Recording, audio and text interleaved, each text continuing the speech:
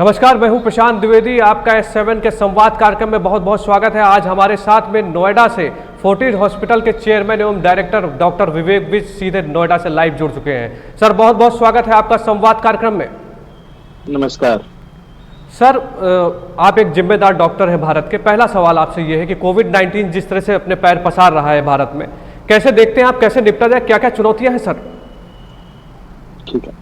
I think Prashant, Covid से हम शुरू कर रहे हैं टॉक। तो मैं ये बता देना चाहता हूँ सबको कि सबसे पहले तो कोविड को सीरियसली लेने की बात तो है। कुछ लोग इसको सीरियसली नहीं ले रहे हैं, वो गलत बात है। दूसरी चीज मैं ये कहना चाहता हूँ कि चाहे कोविड है, पर इसका मतलब ये नहीं है कि आप काम नहीं कर सकते। अगर आप कुछ रूल्स फॉलो करते हैं तो कोविड के साथ रहते हुए भी उसके साथ जीना सीख सकते हैं। सो ये जो रूल्स हैं इसके बारे में हम बात करेंगे। ये डिजीज अभी फैलेगी और क्योंकि अभी जब तक एक परसेंटेज ऑफ पॉपुलेशन इससे अफेक्ट नहीं हो जाती, तब तक डिजीज की जो इंसिडेंस है, होने की क्षमता है, वो कम नहीं होती है जी। सो भारत एक बहुत बड़ी कंट्री है। इसमें कोविड कुछ पॉकेट्स में उभर रहा है, जैसे दिल्ली में है, तमिलनाडु में है, कुछ डाउन साउथ है, मुंबई है। अब बाकी की पॉकेट्स जब अफेक्ट होना शुरू होगी तो वहां पे उभरेगा। तो ये चलेगा। अब ये इसके साथ हमें जीना सीखना है और एक लाइफ को ऐसे फॉलो करना है कि हम इससे ज्यादा अफेक्ट ना हो। So all over the world Covid से जूझ रहा है, सारी दुनिया जूझ रही है। इसकी तादाद भी नीचे ऑल्दो ऊपर जा रही है, पर मोर्टेलिटी कम हो रही है। मोर्टेलिटी का मतलब है इससे जो क्षतिज लोग हैं, वो उन लोगों का मरने की जो इंसिडेंस है वो कम हो रहा है। तो ये एक अच्छी बात है और पूरी दुनिया वैक्सीन बनाने में भी लगी हुई है। तो इसको हम पहली बात तो सीरियसली लें, सीरियसली लेके इसके साथ जीना सीखें और रूल्स को फॉलो करें। सर, अगर देखा जाए जिस तरह से ये बीमारी बढ़ रही है, अभी बात हुई कि वैक्सीन इसकी नहीं बनी है, अगर आप देखें तो अभी भी इतने दिन तक लॉकडाउन का चला। भारत के प्रधानमंत्री ने साफ तौर पे कहा कि लॉकडाउन का सभी लोग पालन करें, लेकिन अभी जैसे लॉकडाउन खुल गए तो जैसे लोग जो है वो काफ़ी अपने आप को मानते हैं कि नहीं, कुछ नहीं हो सकता है। कैसे देखते हैं आप, एक भारत के जिम्मेदार हैं सर, क्या कहेंगे इन लोगों के लिए कि कैसे बचाव करें, रोकथाम क्या करें सर? बहुत अच्छी बात है, आपने लॉकडाउन की बात की प्रशांत। तो लॉकडाउन दो वजह से किया जाता है जी। पहली वजह उसकी है लॉकडाउन की, ताकि सारे केसेस एकदम ना उभर के आए। इसको कर्व को फ्लैट करना बोलते हैं। इसका मतलब है कि जो केसेस आए हमारे पास वो धीरे धीरे आए, ताकि जो हमारी स्वास्थ्य व्यवस्थाएं हैं, हमारे हॉस्पिटल्स हैं, वो ऐसे ना हो जाएं कि बाहर लाइनें लगी हों उसके। सो इसलिए लॉकडाउन करना जरूरी होता है जी। अब दूसरा पर्पस लॉकडाउन का ये होता है कि हम कुछ रूल सीखें अपनी लाइफ में। जैसे लॉकडाउन में बताया गया है कि हमारे मैं 3 रूल मानता हूं कि जो बहुत इंपॉर्टेंट है किसी को, खुद को और किसी को बचाने के लिए जी। सबसे इंपॉर्टेंट है सोशल डिस्टेंसिंग। अब इस पे डिबेट की जा सकती है कि आपको कितना डिस्टेंस बना के दूसरे से रखना है, बट करीब मैं समझता हूं कि 2 मीटर का डिस्टेंस सेफ होता है जी। दूसरी बात, मास्क लगाना। अब मास्क लगाना ये बहुत बड़ी बात है। आप कुछ कंट्रीज देखें, जैसे जापान है, कोरिया है, वहां पे रेगुलर लोग और बच्चे मास्क लगाते हैं। अगर उन कंट्रीज में देखें कि जो बाकी की जो इन्फेक्शन है, जो अपर रेस्पिरेटरी ट्रैक इन्फेक्शन होती है, जैसे नजला, जुकाम, खांसी, वो बहुत कम है। सो ये मास्क लगाने से ऐसी बीमारियां कम फैलती हैं। अब हमारी लॉकडाउन के बाद क्या स्थिति आ गई है कि लोग मास्क तो लगा रहे हैं, पर लोगों को ये नहीं पता कि मास्क लगाना कैसे है जी सर। अगर आप सड़क पे खड़े हो जाएं और देखें लोगों को मास्क लगाते हुए, तो 2 बातें मेरे सामने आती हैं। पहली बात ये सामने आती है कि लोग जब बाइक पे चल रहे हैं या कार में चल रहे हैं तो पूरा मास्क लगा के रखते हैं, उसकी जरूरत नहीं है। लोग जब किसी से संवाद करते हैं, बात करने की कोशिश करते हैं, तो मास्क उतार के अपने चिन पे ले आते हैं। ये गलत है, ये बिल्कुल गलत है। जब किसी से बात करना है तब मास्क डालना है, जब आप अकेले ट्रैवल कर रहे हो तब मास्क की जरूरत नहीं है। सो ये डिजीज जो स्प्रेड होती है एक दूसरे से बात करने में किसी डिस्टेंस स्प्रेड होती है। ऐसा नहीं है कि हवा में बिखरे हुए हैं कीटाणु और आपको बाइक में चलाएंगे तो आपके अंदर घुस जाएंगे, ऐसा बिल्कुल नहीं है जी सर। सो इस बात को समझने की जरूरत है कि जब आप किसी से बात करें, भीड़ वाली जगह पे जाएं, तो आपको एक सोशल डिस्टेंस मेंटेन करके रखना है, मास्क लगाना है। अगर जो बीमार है वो भी मास्क लगाता है और जो नहीं है वो भी मास्क लगाता है, तो इसके होने के चांस 1% से कम हो जाते हैं। अदरवाइज इसके चांस 60-70% है, जो कि 1% रह जाते हैं। तो आप इस चीज को समझें, अगर हम इन रूल्स को फॉलो करते हैं और बार बार, तीसरी चीज मैंने बताई कि हैंड वॉश करते हैं प्रॉपरली, तो अगर 3 चीजों को फॉलो करते हैं तो आपको कोरोना वायरस नहीं होगा, और अगर होगा भी तो इतना माइल्ड होगा कि आप उससे आराम से बच सकते हैं। सर, मैं एक बात समझना चाहता हूं और अपने दर्शकों को भी दिखाना चाहता हूं, क्योंकि आप फोर्टिस हॉस्पिटल के चेयरमैन डायरेक्टर हैं सर, आपके सामने बहुत सारे केस आते होंगे इस तरह के। सर, मैं जानना चाहता हूं किस तरह के मास्क लोग लगाएं। देखिए, मार्केट में बहुत सारे मास्क हैं और भारत के प्रधानमंत्री ने भी एक बात साफ तौर पे कहा था कि आप गमछे का भी प्रयोग कर सकते हैं, आप ऐसा नहीं कि आप कोई ब्रांडेड मास्क ही पहने। आपका क्या कहना है सर इस बारे में? देखिए, 2 चीजें हैं। कुछ मास्क होते हैं जो N95 और वो बहुत हाई एंड मास्क होते हैं जिनमें वायरल फिल्टर होते हैं जी। अब वो वायरल फिल्टर और उन मास्क की जरूरत उनको होती है जो डायरेक्टली कोविड के पेशेंट्स को हैंडल कर रहे होते हैं, जैसे कि हेल्थ केयर वर्कर हो गए, डॉक्टर हो गए, स्टाफ हो गए, नर्स हो गए, टेक्नीशियन हो गए, क्योंकि वो उनके कांटेक्ट में आते हैं, उनको पता है कि सामने वाले को इन्फेक्शन है, हमें बचना है इससे, तो वो मास्क उनके लिए होते हैं। अब अगर हम सड़क पे चल रहे हैं और हम सोशल डिस्टेंसिंग मेंटेन कर रहे हैं, 2 मीटर का डिस्टेंस मेंटेन कर रहे हैं, तो हमें एक डबल लेयर क्लॉथ मास्क की जरूरत है, इससे ज्यादा जरूरत नहीं है। कोई भी अपने घर में कपड़ों को जोड़ के, 2 कपड़ों को जोड़ के डबल लेयर बना के उसके बीच में आप टिश्यू पेपर भी डाल सकते हैं और उसका एक मास्क बना सकते हैं। हर घर में सिलाई की मशीन होती है, धागे होते हैं, इलास्टिक होता है, तो इससे सिंपल चौरस मास्क बना के अपने फेस पे लगाएं। और इस मास्क की खासियत ये है कि आप पूरा दिन इस मास्क के साथ रहें, आप उसको ज्यादा टच मत करें। हैबिट क्या होती है कि हम बार बार इसको नीचे उतारते हैं, ऊपर करते हैं। आप जब अकेले चल रहे हैं मास्क की जरूरत नहीं है आपको। जी। जब आप किससे बात करें तो मास्क लगा के रखें और उसे टच मत करें बिल्कुल भी। और जब दिन खत्म होता है तो घर आके उस मास्क को आप वॉश कीजिए, उसको सूखने डालिए और अगले दिन फिर से यूज कर लीजिए। ये सुंदर, सस्ता और टिकाऊ तरीका है जिससे कि बचा जा सकता है कोविड से। जी सर, चलिए, कोविड की बात हम लोगों ने कर ली, बहुत सारी जानकारी आपने दी। सर, आप फोर्टिस हॉस्पिटल में चेयरमैन और डायरेक्टर हैं लीवर ट्रांसप्लांट पे।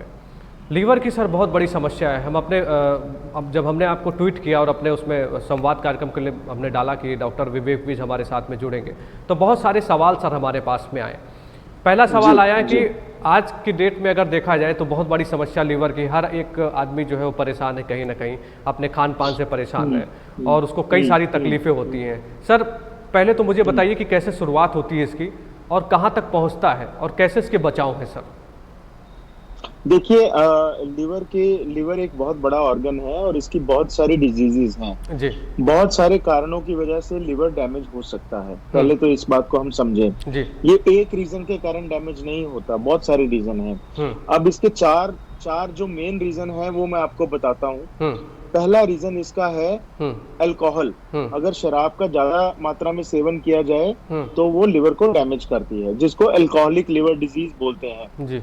दूसरा रीजन है नॉन अल्कोहलिक लिवर डिजीज, जिसको फैटी लिवर डिजीज भी बोलते हैं। अब अल्कोहल से भी ज्यादा खतरनाक हमारी जो हैबिट्स हैं, हमारे जो डाइट है, हमारी जो जंक फूड है, वो हमारे लिवर और एक्सरसाइज ना करने की हैबिट है, ये सारी चीजें जुड़ के अल्कोहल से भी ज्यादा हमारे लिवर में चर्बी जमा कर देते हैं, फैट जमा कर देते हैं और उसको फैटी लिवर डिजीज बोला जाता है। आजकल आपने देखा होगा कि आप कहीं भी खड़े हो जाएं, आप एयरपोर्ट पे खड़े हो जाओ, आप रेलवे स्टेशन पे खड़े हो जाओ, अगर आप सिर्फ खड़े होकर ऑब्जर्व करो कि कितने लोगों का पेट निकला हुआ है और कितने आपको मिलेंगे कि कम से कम 80% लोग ऐसे हैं जो फिट नहीं है।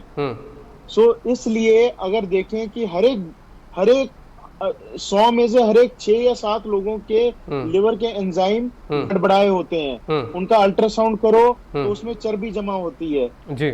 ये दूसरा रीजन है। तीसरा रीजन है वायरस, जैसे कि hepatitis A virus, hepatitis B, C, D, ये हेपेटाइटिस का मतलब है जो वायरस लिवर को अफेक्ट करता है। ये लिवर के स्पेसिफिक वायरस हैं, ए, बी, सी, डी, ई।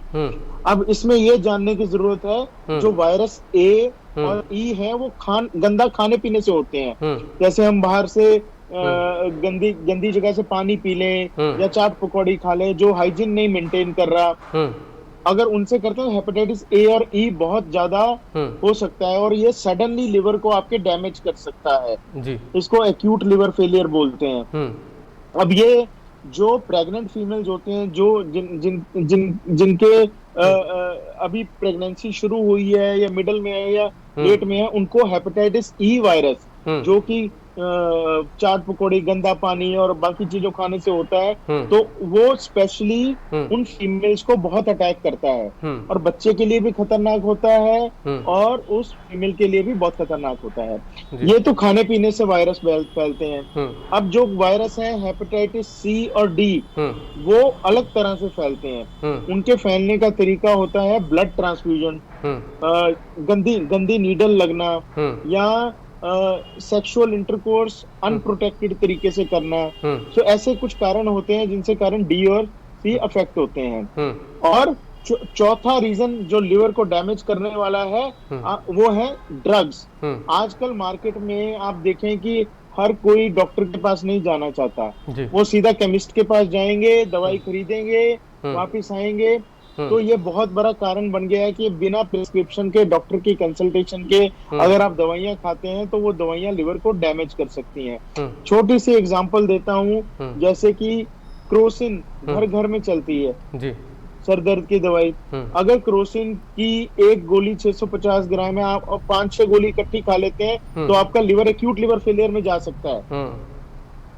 ये चीजें कुछ हैं जो समझने वाली हैं कि लिवर क्यों डैमेज होता है। अल्कोहल से, फैट से, अगर ओबीस है बंदा, डायबिटीज है, तीसरा वायरल डिजीज से और चौथा ड्रग से। अगर इन चीजों का ध्यान रखा जाए तो आप अपने लिवर की सेहत को मेंटेन कर सकते हैं। सर मैंने देखा है, मतलब आपके बारे में जितना मैं समझता हूँ और मैंने देखा है और पढ़ा भी है आपके बारे में, आप देश के हर कोने कोने पर जाते हैं लिवर ट्रांसप्लांट के लिए। भारत को आप का प्रतिनिधित्व करते हैं एक तरह से देखा जाए। कैसा लगता है सर जब आपके देश के हर कोने में जाते हैं और कहाँ कहाँ सर गए, थोड़ा सा हमारे साथ में शेयर करिए इस बात को।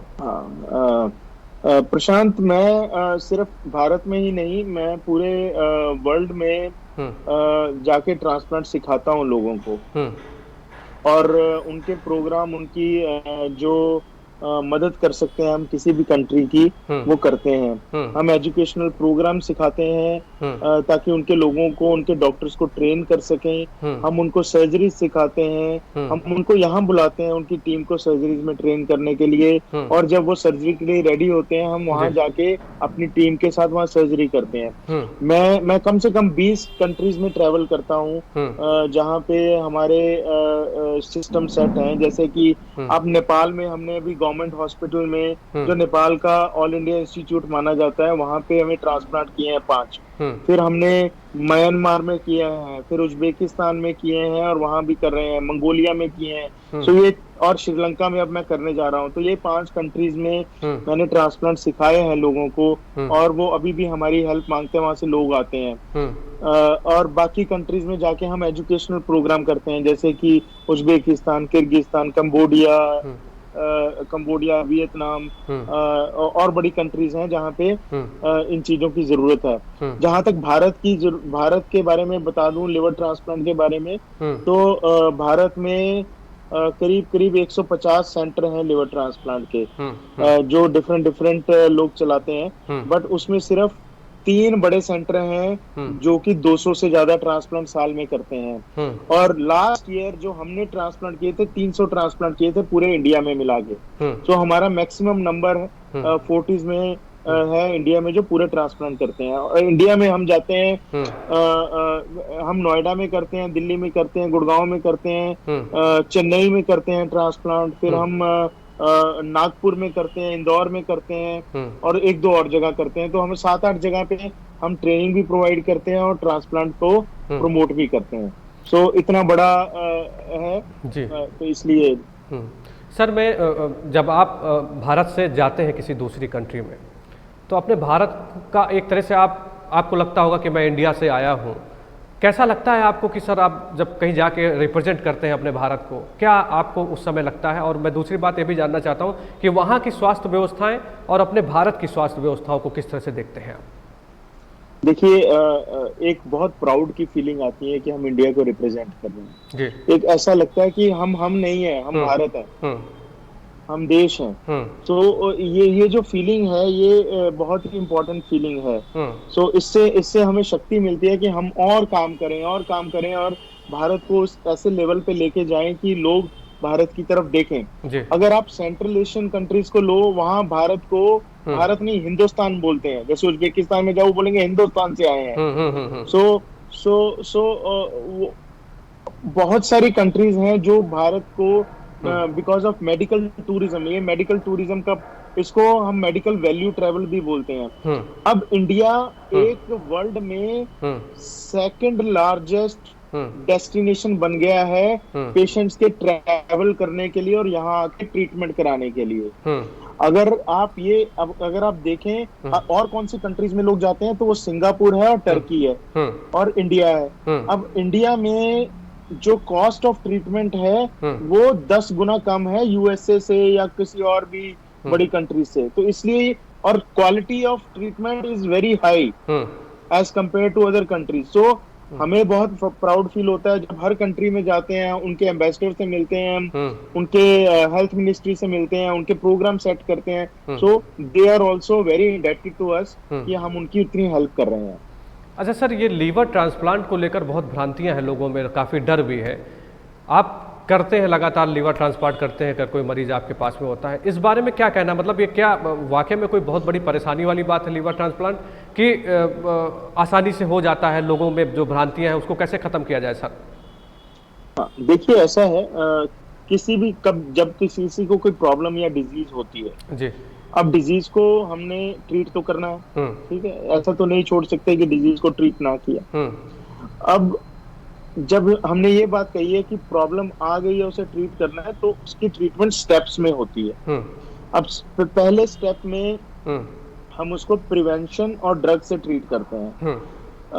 फॉर एग्जाम्पल, अगर मैं छोटी सी एग्जाम्पल दूं फैटी लिवर डिजीज की, फैटी लिवर डिजीज को हम पहले ठीक करते हैं डाइट से, वेट लॉस से, कुछ मेडिकेशन से, वो ठीक करके फिर हम नेक्स्ट स्टेप, अगर ठीक हो जाता है 90% केस ऐसे ठीक हो जाते हैं। जो ठीक नहीं होते, जो प्रोग्रेस करते हैं, उनके लिए हम दूसरी ट्रीटमेंट होती है। लिवर ट्रांसप्लांट किसी भी लिवर की प्रॉब्लम में लास्ट रिजॉर्ट माना जाता है। लास्ट रिजॉर्ट मतलब अगर सब कुछ खत्म हो गया है, ट्रीटमेंट नहीं दे पा रहे हैं, तो हम लिवर ट्रांसप्लांट की तरफ जाते हैं।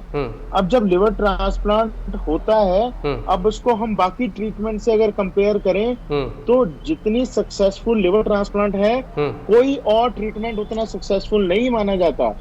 आप ये समझें कि अगर हम 100 पेशेंट को आज अपने अस्पताल में ऑपरेट करते हैं, हमारे सेंटर में डेटा ये है कि 97 लोगों को हम हॉस्पिटल से अच्छी तरह डिस्चार्ज कर पाते हैं। और अगर 10 साल के बाद देखें तो करीब 70% लोग बिल्कुल ठीक रहते हैं। तो 10 ईयर सर्वाइवल जिसका 70% है, वो ट्रीटमेंट तो बहुत सक्सेसफुल ट्रीटमेंट हुई। तो इसलिए इससे घबराने की जरूरत नहीं है। अगर बजाय कि जब लिवर डैमेज हो जाए और जब डॉक्टर ने बोल दिया, आप खुद ही समझदार हैं, आप इसके बारे में पढ़ें सब, और ज्यादा लेट मत करें। अगर आप जितना ट्रांसप्लांट को लेट करेंगे, उतनी शरीर में कमजोरी आएगी और उतना ट्रांसप्लांट कम सक्सेसफुल होगा। तो इसलिए जितनी जल्दी, जब ट्रांसप्लांट कह दिया गया है, इंडिकेशन है, उसके बाद जितनी जल्दी हो कराएं। ठीक है सर, हम लोगों को भी गर्व है आपके ऊपर, जिस तरह से आप भारत से दूसरी जगह पे जाते हैं, अलग अलग कंट्री में जाते हैं और भारत को रिप्रेजेंट करते हैं, इसमें भी हम लोगों को गर्व है। सर, मैं डॉक्टर विवेक विज के बारे में कुछ जानना चाहता हूँ। कहाँ से आपने शुरुआत की, क्या संघर्ष की कहानी है आपकी, कुछ हमारे साथ में शेयर करिए सर। प्रशांत, संघर्ष तो मेरे ख्याल से सबकी जिंदगी में होता है जी सर, और संघर्ष करना भी चाहिए कि बिना संघर्ष के तो जिंदगी नहीं है। मुझे नहीं लगता कि जो लोगों को सब कुछ मिला हुआ है और संघर्ष नहीं करते वो सब कुछ लूज कर देते हैं। तो संघर्ष हर एक की लाइफ का एक पार्ट है। सो हमने भी अपनी लाइफ में संघर्ष किए, हमारे पेरेंट्स ने भी संघर्ष किए। आप देखें कि मैं पंजाब से हूँ और पहले हमारा घर लाहौर में था। जब पार्टीशन हुई तो हमारी आधी फैमिली, कुछ फैमिली के मेंबर्स पार्टीशन में मारे गए। और मेरे फादर और उनके ब्रदर सिस्टर यहाँ पे आए, वहाँ पे रिफ्यूजी रहे लुधियाना में। हम वहाँ पे रिफ्यूजी थे, एक छोटे से घर में रहते थे सारे। पेरेंट्स, फादर ने और मदर ने बहुत स्ट्रगल की बनाने में। तो अपना घर हमने करीब करीब आप समझ लो कि पार्टीशन 47 में हुआ तो अपना घर हमने 2000 तक नहीं बनाया था, तब तक किरायों पे ही घूम रहे थे। और पढ़ने के पैसे नहीं थे, क्योंकि जब कोई सब कुछ लूट के आता है कि कहीं से, तो थोड़ी सी प्रॉब्लम तो होती है। पर हिम्मत नहीं छोड़ते पेरेंट्स तो पेरेंट्स होते हैं। तो उन्होंने बहुत मेहनत करके, फादर ने पीएचडी की, हमें पाला, बच्चों को पाला। मैंने भी काफी मेहनत की और मैंने कभी ट्यूशन नहीं ली पढ़ने के लिए। मैंने +2 में जब हमारा था तो खुद पढ़ के सेल्फ स्टडी करके ऑल इंडिया एग्जाम्स क्लियर किए हमने, क्योंकि मन में एक इच्छा थी कि कुछ बनना है। उसके बाद चलते गए। फिर मैंने जब MBBS क्लियर कर लिए तो मुझे पता था मुझे सर्जन बनना है, मुझे मेडिसिन नहीं करनी, क्योंकि मुझे सर्जरी अच्छी लगती है। तो फिर हम गवर्नमेंट मेडिकल कॉलेज पुणे में, वहां से मैंने अपनी MBBS की पढ़ाई की। और उसके बाद मैं पंजाब वापस आ गया, पटियाला में मेडिकल कॉलेज में मैंने अपनी सर्जरी की ब्रांच की। फिर मैं कुछ देर गंगाराम हॉस्पिटल में एक्सपीरियंस लिया। उसके बाद मैंने अपोलो हॉस्पिटल इंद्रप्रस्थ में एज ए कंसल्टेंट ज्वाइन किया, लिवर ट्रांसप्लांट और लिवर सर्जरीज में। और 4 साल वहां मैंने बिताए और उसके बाद मैं फोर्टिस में आ गया। फोर्टिस में सर इस समय, तब से अब तक फोर्टिस में है जी। फोर्टिस में आ गया हूँ जी। बताइए सर, बताइए। हाँ, तो फोर्टिस में आके हमने ट्रांसप्लांट 2011 में 12 में शुरू किया और 12 से लेके अब तक हमने करीब 1500 ट्रांसप्लांट कर लिए हैं यहाँ पे। तो 1500 ट्रांसप्लांट का लास्ट 3 साल में देखें तो हम 250 ट्रांसप्लांट से ऊपर कर रहे हैं हर साल में। और मुझे ये कहने में बहुत खुशी होती है कि हमारे जो रिजल्ट हैं लिवर ट्रांसप्लांट के, वर्ल्ड ओवर बेस्ट रिजल्ट समझे जाते हैं। चलिए सर, आपको बहुत बहुत शुभकामनाएं हैं। आप S7 से, नोएडा से लाइव जुड़े। डॉक्टर विवेक विज को बहुत बहुत धन्यवाद है और आपको शुभकामनाएं सर कि आप आगे इसी तरह से बढ़ते रहें, लोगों की सेवा करते रहें। जिस तरह से आपने अपनी कहानी हम लोगों से बताई, हमें आप पे गर्व है और आप भारत को रिप्रेजेंट करते हैं, इस बात पे भी हम लोगों को बहुत बहुत गर्व है। तो डॉक्टर विवेक, बहुत बहुत धन्यवाद आपका कि आप संवाद कार्यक्रम में जुड़े। तो ये थे डॉक्टर विवेक विज, जिनके लिए मैं कुछ कहना चाहता हूं कि परिंदों को मंजिल मिलेगी यकीनन, ये फैले हुए उनके पर बोलते हैं और वही लोग खामोश रहते हैं अक्सर जमाने में जिनके हुनर बोलते हैं। तो ऐसे डॉक्टर विवेक विज को S7 भी सलाम करता है, उनके द्वारा जो काम किए जा रहे हैं उसको सलाम करता है, उनके जज्बे को सलाम करता है। और उन्होंने जिस तरह से अपनी संघर्ष की कहानी बताई, इससे सभी को कुछ ना कुछ सीखना चाहिए। S7 में फिर होगी मुलाकात। नमस्कार।